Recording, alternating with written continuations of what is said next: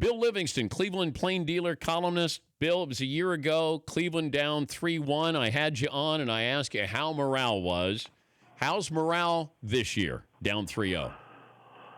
Well, pretty somber because no one's ever come out of a 3-0 deficit in the NBA in any series at any time. It's over. I think the players probably know it's over.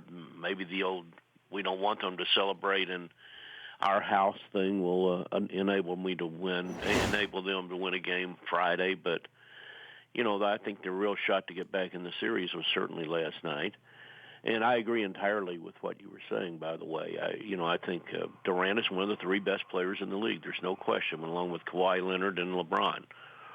I know I'm probably a little bit prejudiced, although I was very hard on him when he left, the way he left with LeBron. But I think LeBron's number one, and you can argue either one with the other way for who's number two. But, LeBron's been, other than the 8 turnovers in the first game, LeBron's played great, and Kyrie Irving played very well last night. Love not so much, but he's been pretty good overall. Warriors are just a great team. They won 73 games, and then they added one of the best players in the world. Who's taking the heat today in Cleveland? Who will take the heat? Well, they're going to have to do something given the situation they're in. I don't know who. I would suspect they may try to do something with Kevin Love maybe to get some younger players. The role players they've brought in have not paid off, really. Korver is having a bad shooting didn't shoot, only shot well against Toronto. Channing Frye never gets on the court. I know they think he's a bad matchup, but I can't believe that he couldn't play McGee or Pachulia a little bit and go out and shoot threes, and stretch out their defense if Korver's not playing well, not making them. Deron Williams is 0 for 11, and although he has played decent defense, it's tempting to say that you can't write his plus-minus because there's not a sideways 8 for the minus of infinity. But, this is just not this is a great team they're playing. I know that last year, it took a lot of things. People don't want to hear about it here in Cleveland. I don't really like talking about it because the Cavs might have won 2 had Irving and Love been around for the finals, the entirety of the finals 2 years ago. But, it took Draymond Green being stupid and getting himself suspended on the flagrant foul limit, and Curry wasn't 100%, and Bogut got hurt, and they didn't have a rim defender. And even then, it took the swat, the shot, and the stop. 3 of the greatest plays in Cleveland sports and probably NBA history, all in the last couple of 3 minutes of the 7th game of the finals to win it. It was a miraculous upset, and Golden State is much better this year because of Durant. I wondered this when this series started, that if Golden State was going to sweep Cleveland, that the reaction by management would be different than if Golden State won in 6 games. That, hey, we're close with them. We don't have to make a big change. Whereas they're on the verge of getting embarrassed by Golden State. And, and therefore, I think it feels like there'll be a bigger move in the offseason because they didn't get any wins. Do you think that is a possibility? And they also trampled through. There's just such disparity in the NBA. The Cavs trampled through the East. Never should have let a 21-point lead get away to Boston. They're probably the 3rd best team in the league. Behind, I would say they or San Antonio is the 2nd best team, and Golden State's just, Now, I think Golden State would have lost a couple of games to Kansas City. I don't know where that came from. Short sleeve to San Antonio because had Leonard not got hurt. I certainly think they would have lost the opener, but injuries are part of it too. And I don't think Griffin. I don't know whether Griffin's going to stay as the GM.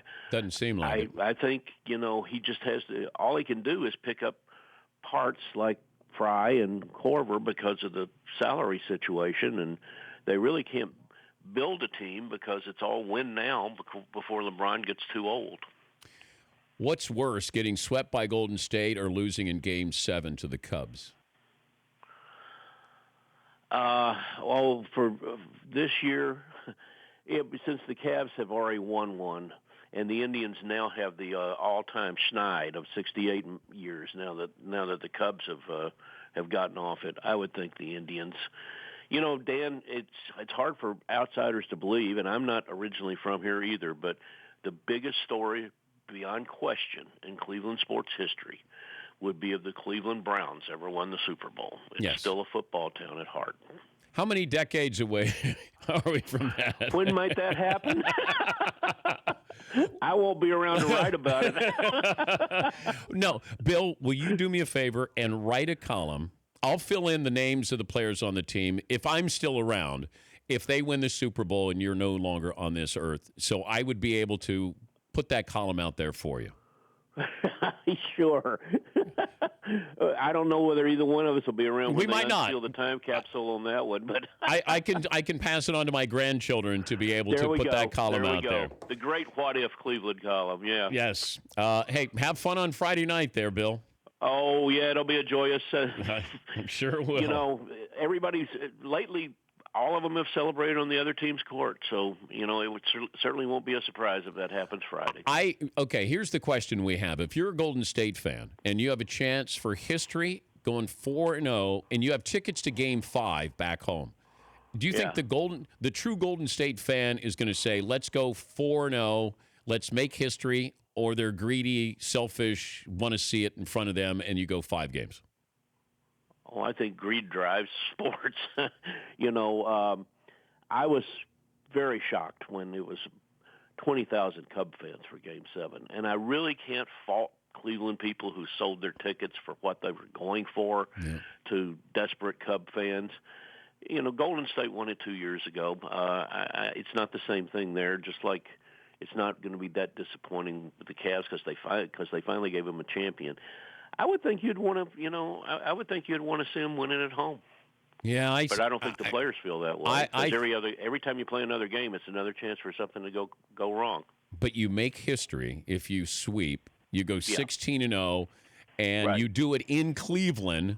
I think if I'm a Golden State fan, one of the harder places to play in the league. Yeah, I would much rather do it there. And just as that, we lost when we were up 3-1.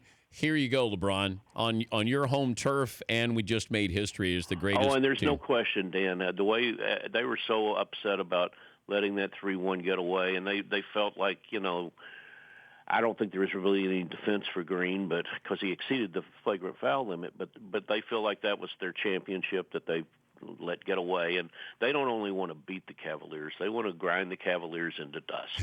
That's obvious. Thank you, Bill. Great to talk to you again. All right, Dan. That's Bill Livingston, Cleveland Plain Dealer.